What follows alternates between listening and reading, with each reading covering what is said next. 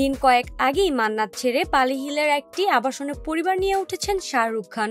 এবার নিজের বান্দ্রার আবাসন ছাড়লেন অভিনেতা আমির খানও। বান্দ্রা মুম্বাইয়ের অভিজাত এলাকা, সেখানেই বলিউডের অধিকাংশ তারকাদের বাস।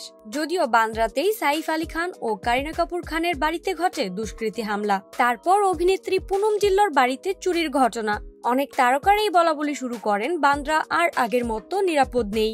কদিন আগেই মান্নাত ছেড়ে পালি হিলের একটি আবাসনে পরিবার নিয়ে উঠেছেন শাহরুখ খান। এবার নিজের বান্দ্রার আবাসন ছাড়লেন অভিনেতা আমির খানও। বান্দ্রা ভার্গো কোঅপারেটিভ সোসাইটিতে থাকতেন আমির খান। জানা গিয়েছে ওই আবাসনে ওই রিয়েল এস্টেট কোম্পানি বিলাসবহুল আবাসন গড়ে তুলেছে। প্রায় গগনচুম্বী সব বহুতল হবে।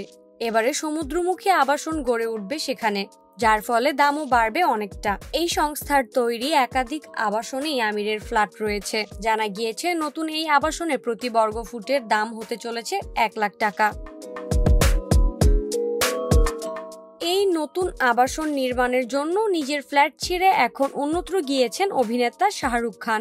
এই মুহূর্তে নিজের পালি হিলের আবাসনে গিয়ে উঠেছেন, যেটি প্রায় 1000 বর্গফুট, কিনেছেন প্রায় 9 কোটি দিয়ে। নাইমি জান্নাত দাপ্তি, শোবিজ 24, ঢাকা।